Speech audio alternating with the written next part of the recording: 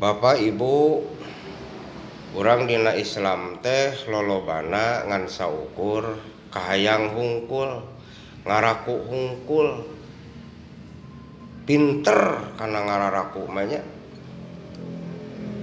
Ai palebahna ngan elmuna anu diparentahkeun ku Allah pada embung, pada hoream, padahal supaya sampurna ibadah teh, supaya sampurna Islam teh nyaeta ku ilmu.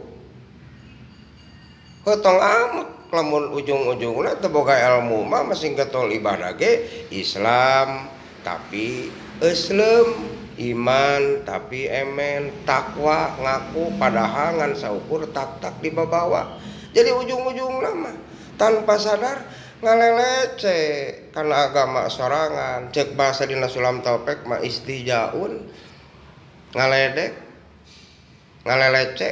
Berapa teu paham ngalelece? Pepe hartoskeun ku urang.